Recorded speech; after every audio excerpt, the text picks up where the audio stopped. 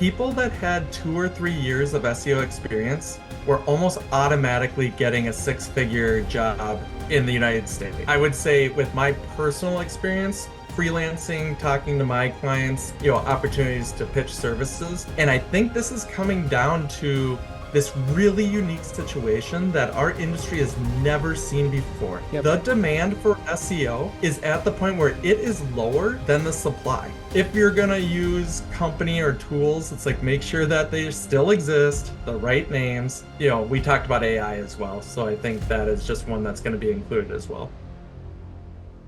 Hi, Nick. Welcome to the 10x Marketer podcast. I would love to have a quick introduction from your side, and then let's jump to the questions. Yeah, thanks again for having me on. I'm excited for this. So, for people that don't know me, I'm Nick LeRoy. I am an independent SEO consultant of 15 years, and I also own SEOjobs.com, where today we're going to talk a lot about the SEO job market. Yes, Nick. So, and welcome once again to the 10x Marketer podcast. Let's start by the one very important question. What is the current state of SEO jobs or the job market as of 2025? Is it better, worse, or just different from previous years and still not able to understand what really is happening? Yeah, unfortunately, I hate to admit this, but I think we are in the roughest portion of the market hiring SEOs. And what I mean by that is between politics, the economy, and then technology, specifically AI. There's never been so much uncertainty. And unfortunately, SEO is an area where people are cutting. I'm seeing more people losing their jobs than I am, gaining new roles. Okay, so is it it's a follow-up question to the previous answer that you gave me. Is it specific to any particular role or experience level, or is it across the industry and across all profiles right now? Yeah, I think it's a bit unique to, every situation. So when we talk about people that are losing jobs, I don't think it's like job specific. I think Mm-hmm. it's a lot of people, like entire teams, Mm-hmm. are being let go. What I can say is from the hiring standpoint, as kind of a reflection of this, there's two roles that are really difficult to get right now. One is a little bit more obvious in, say, your entry level role. Mm-hmm. And that is the one that I would argue is going against, kind of ChatGPT. I can't speak for you, but when I started in SEO, what feels like 100 years ago, I was manually, doing redirect mapping, title tags, descriptions. And these are all things that AI tools can do arguably better, and we know without a doubt faster.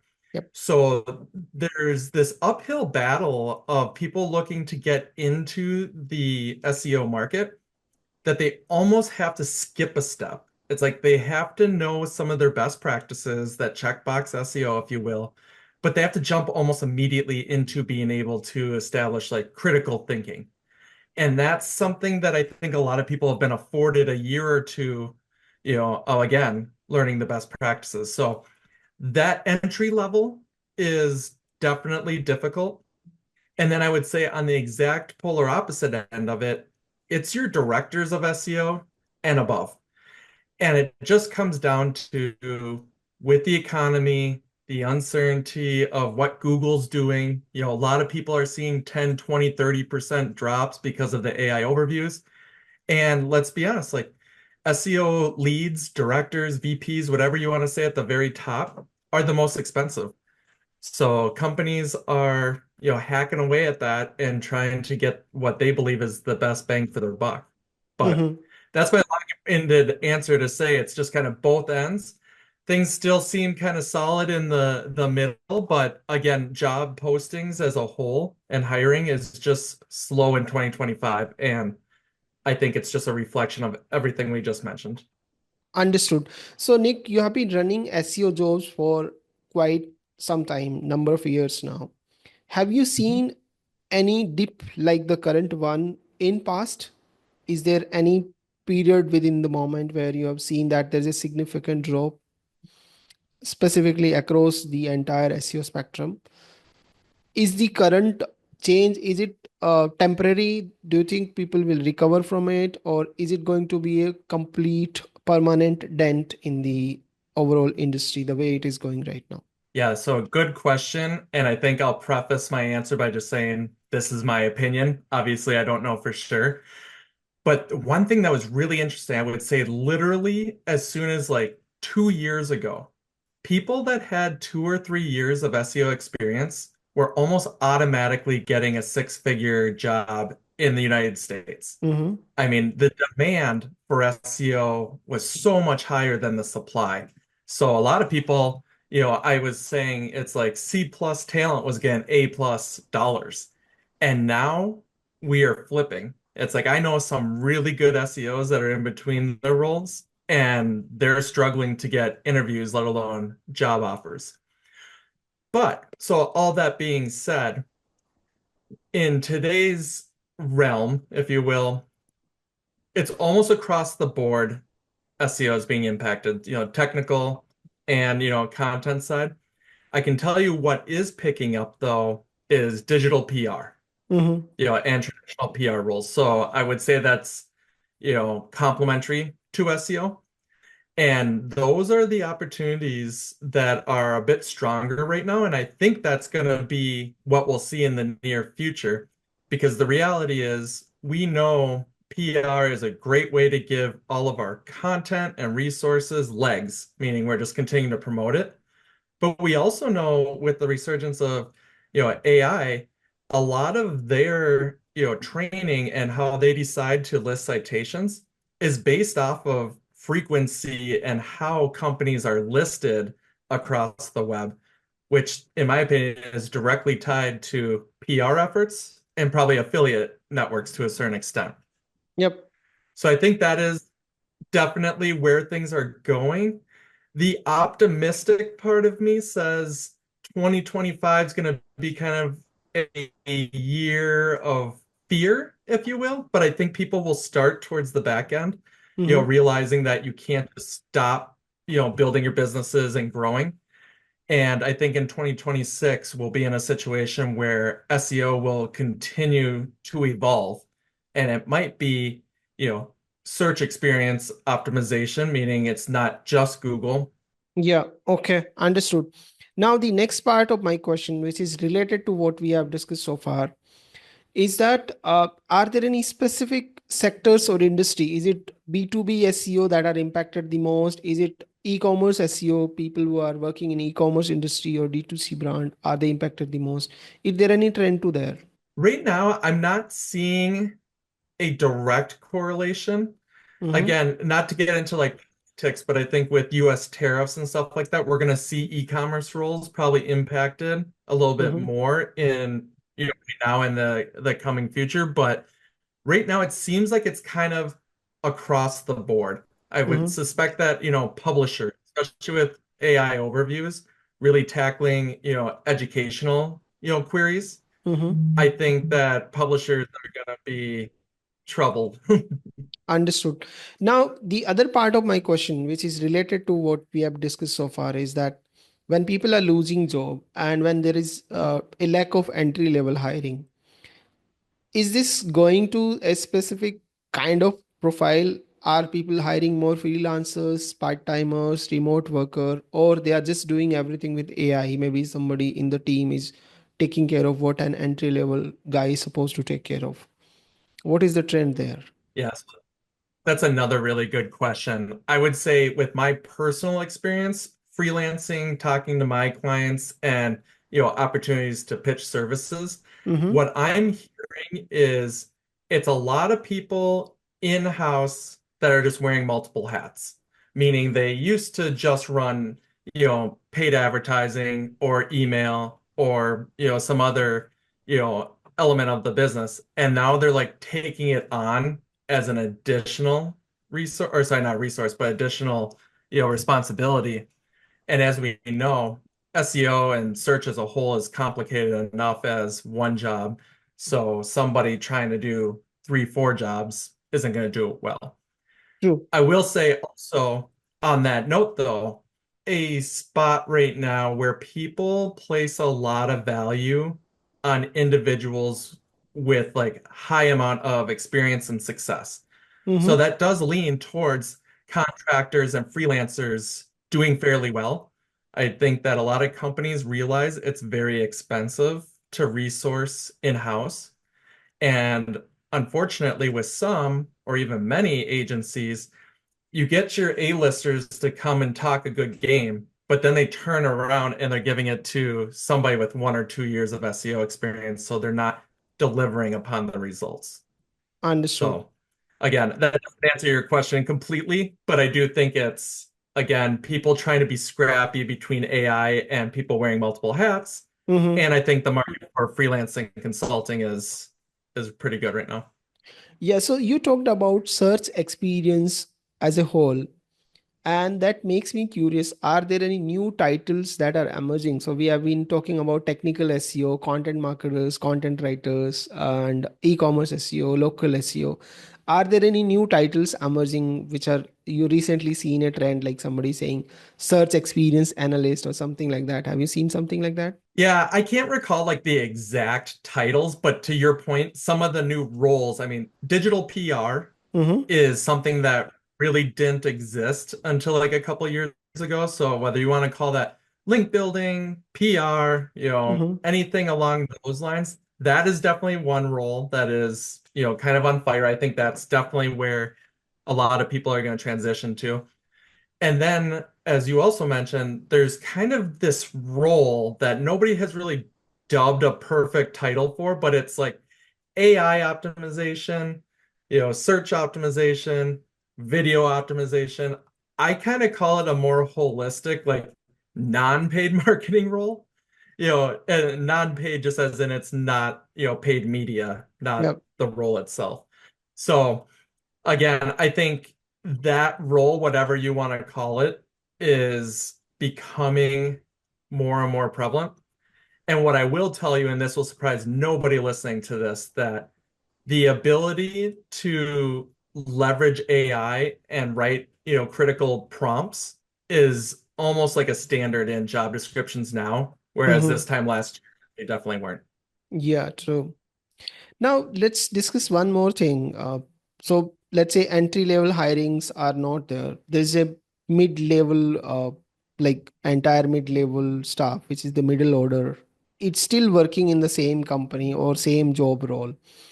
Are they expected to perform technical SEO, multiple hats, also do digital PR? Maybe are there, when you are seeing these kind of job profiles published on SEOjobs.com, are there any new lines being added to the description like you are supposed to update for chat gpt, you have to do digital pr, you have to do technical optimization? Yeah, I mean, I can again with like statistical evidence tell you this, Mm-hmm. but just anecdotally from what I see day to day, Mm-hmm. the lines are being blurred a little bit. I think a Mm-hmm. lot of leaders, CMOs, CEOs, like they recognize that SEO is a full-time job. So it's almost just kind of like, how do we 1.5x this? Mm-hmm. Meaning everything that's talked about. It's like, how do we know AI best practices? Do you know like how to leverage social media? Do you know email best practices? And I think this is just the idea of like every company right now is trying to do more with less, if you Mm-hmm. will. And the reality is these roles that are expected to wear multiple hats just kind of are accomplishing 60% of the job for all of those roles. True. So now let's talk about two things which is related to each other but distinctively different. One is, what is your advice for a brand who is right now hiring an SEO team? What should be the structure of the team? What should be the expectation from each individual role? And what should be their expectation as a whole organization or as a brand from SEO? So these are three distinct questions. Maybe you can try answering one by one. Then I'll ask my another question. Yeah, hold me accountable if I miss any of those questions, I but will. I'm I going will. to take a unique, a unique approach in answering this because instead of saying, SEO should live in product and you should be expert at technical and all this, I'm going to start before that. I'm going to say you need to have like your brand story identified, know your target market, And then most important, and if you can't nail this, you might as well not invest in SEO. How do you make sure that you have a world-class service or product? Mm-hmm. Because I'm completely honest, the days of being able to do SEO to build a business is gone. The reality is we have to build a business that is phenomenal, and the result is SEO. And I know that sounds like it's just semantics, but I truly believe the days of like NerdWallet and Wayfair, they really were built on the back of SEO. I Mm-hmm. think those are completely gone. So my answer to your question, potentially questions, is identify, that brand story. What is your value prop? Make sure that your product and service is top notch. And then, as we had talked about previously, double down on PR, have your SEO involved so everything is optimized and available to capture that new demand that you're creating. And, there's always a little bit of luck and magic thrown in it as well. Yep. Now, the other part of question is, let's say there is an entry level or somebody with 2 to 3 years of experience working in SEO already. What is your advice for them? What should they learn so that they This don't is lose my the job? favorite question. This is my favorite question because I think it gets overlooked all the time. Effective communication. We have so many SEOs that are really good at being able to execute, a checkbox, whether it be technical SEO or writing content or optimizing this or that. But if we're being frank, people can't talk to other people very often. If you're in a leadership meeting and you have the C-suite there and you're using the words canonicals and pagination and XML sitemaps, like you've already lost. You're not getting buy-in, you're not building trust, and you need to be able to communicate it in a way that people understand and get excited. And I'll give you a trick. It's always about the money. Yeah. Always talk about how what you want to do, what's it going to take to do it, and what do you think the return is? That's how you speak to leadership. And especially in this world where everything is being scrutinized. Understood. Now, along with the hiring dip that you're currently seeing, are there any cuts in salaries, promotions, and I mean, you may or may not have that data, but are there any lower salary expectations that people should have in SEO domain? What is So the I just trend? got a message on LinkedIn, and this individual had asked me, he says, when I had last looked for an SEO job maybe a year or two ago, he's like an SEO director was kind of starting at maybe 125,000, but going all Mm-hmm. the way up to like 200,000. Mm-hmm. He's like, I just looked recently to see what's available. And he's like, everything's 20 grand less. And I think this is coming down to this really unique situation that our industry has never seen before. Yep. The demand for SEO is at the point where it is lower than the supply. Yeah. Now, I would argue that our supply of SEOs isn't very good, but that's another conversation. But the Mm-hmm. reality is the power is now on the side of employers. And because they have 2,000 people applying to every job that they publish, they're taking full advantage of it. So these jobs that maybe were 100 grand before are being posted for 75,000, and they're expected to wear multiple hats. So it's really unfortunate, but that is kind of the state where we're at. So the another aspect which you might have seen as a trend in SEOjobs.com is that job descriptions are getting identical because everyone is using ChatGPT to generate them, and maybe they are using the example from existing description. So everyone is Mhm. kind of talking about the same thing, and maybe the hiring manager don't understand load of it that is written in the job description, and hiring decisions are perhaps made based on that. Are there any specific pattern that emerged, like the way job descriptions are written? Yeah, I think there's always going to be a disconnect between someone who's writing the job description and somebody who's ultimately making the hiring decision. Mm-hmm. And I always tell people it's like write your resume to kind of be optimized for the job description because all you're trying to do is be able to get to that interview stage. True. And then I think it's on the interviewee to ask these questions to clarify what the job is about, what are the roles and responsibilities, the metrics for what success looks like.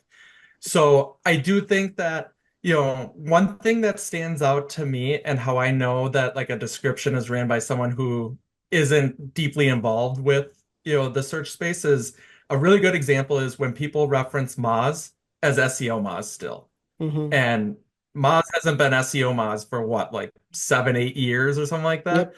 So that's just like one thing, when people are talking about stuff that doesn't exist or isn't really outdated. So I would just say, if you're gonna use company or tools, it's like make sure that they still exist, the right names, and then, we talked about AI as well. So I think that is just one that's going to be included as well. So matching your CV to the job description can it's like a foot in the door. There's a hiring manager on other side, and it's his job to decide whether the talent that I'm hiring is the right one for this role or not. What should be their strategy? Because as you rightly said, the job description is like a copy paste from somebody else. It might not exactly reflect the role that you're hiring for, and because the Mhm. candidate who is coming to you is trying to match his or her skills with the description that has been public. Now, as a hiring manager, what are the critical elements that you have to look for in the candidate so that you make sure you got the right talent for that role rather than having somebody who is just crammed the job description and then he's not able to perform? Yeah. So it was funny. I was talking to Jenny Hallis on LinkedIn about this because there's definitely a skill set of what I'm almost calling like ATS optimization, which is those automatic AI scanners. So it's getting your foot in the door. And then your question is fantastic because I believe more than ever, all these checkbox SEO elements, and when I keep saying that over and over again, I'm talking about table stakes SEO, your title tags, your descriptions, headers, internal links, site structure, like all these things that used to be like deliverables and impactful, elements are table stakes. So Yep. I would obviously make sure that, your interviewee knows about those. But then where I'm going to spend the most time, it goes back to that communication. Because again, if you're agency side, you're going to always try to convince your clients to take action. If you're in-house, you're going to be looking to get buy-in and budget from leaders. And that's just a skill set that is lacking so much in our Mhm. industry that I truly believe that is what can separate, some of the SEOs from, the other 2000. I mean, I keep saying 2000 applicants, but I'm not being obnoxious. Like I see them, I hear it from people all the time. So really stand out by knowing your information, but being able to articulate it properly, Sure. being able to speak to local SEO, link building, digital PR, AI, those are all going to be bonuses. But Mhm. that's an expected skill set. How you present yourself and how you speak is going to make you stand out. True. So I think that's been a fantastic conversation so far. Now, before we actually come to the conclusion part, what is your recommendation for anyone who has 5, 6 years of experience working in the SEO field? What can they do right now to one to future proof their career, or maybe Mhm. they should start looking for an alternative career?